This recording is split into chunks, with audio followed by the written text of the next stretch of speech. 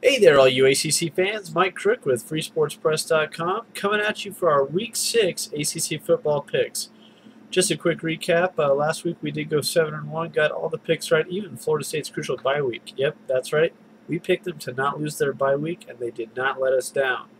Our only setback was the fact that we did pick Virginia Tech to take out Clemson, and didn't even come close on that one. Clemson spanked Virginia Tech at Lane Stadium. Doesn't happen very often. Will it happen again this week? Who's to say? But let's dive into our Week 6 picks. First up, we do have Maryland at number 13, Georgia Tech. Georgia Tech, as you know, took out UNC last week.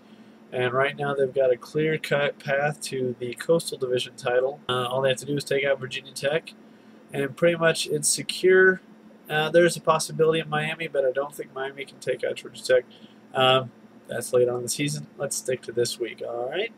But I don't have this even being a close matchup. Georgia Tech is just going to be too much for Maryland, and Georgia Tech wins this one easy, 41-17.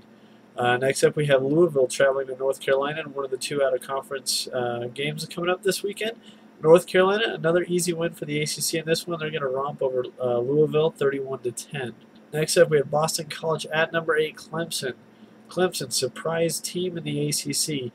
They were a dark horse candidate. They were picked number 2 in the Atlantic, but right now they're in the driver's seat and control their own destiny after beating Florida State by 5 last weekend. And I don't see Boston College coming out on top on this one, especially the fact that Montel Harris is iffy at best for this game right now. And I don't see Boston College being able to win without Montel Harris. But yeah, I've got Clemson continuing their undefeated streak, and they're going to take care of Boston College easily, 35-14. Then I've got Miami at number 20 on Virginia Tech. Virginia Tech, they're going to win a close one in this. I actually see this one possibly even going into overtime. These are two teams that cannot afford a second loss in conference play, and pretty much you've almost written yourself out of a conference title appearance if you get that second loss. Not saying it's unheard of, but just saying that 2 losses does not equal division title anymore. So yeah, I've got Virginia Tech winning a squeaker in overtime, 20-17 over Miami. Next out of conference play is going to be Central Michigan at NC State. Both of these teams are just limping right now. NC State not doing that great, Central Michigan not doing that great. But you know what? NC State finds a way to win this one. Squeaker, now I'm talking squeaker, 21-20. Next one, big game here for Florida State. I've got the 23 Noles at Wake Forest this weekend. EJ expected to play, possibly even start. That could be a game-time decision. Right now, Jimbo's keeping it tight-lipped on what he's going to do as far as who his starting quarterback is.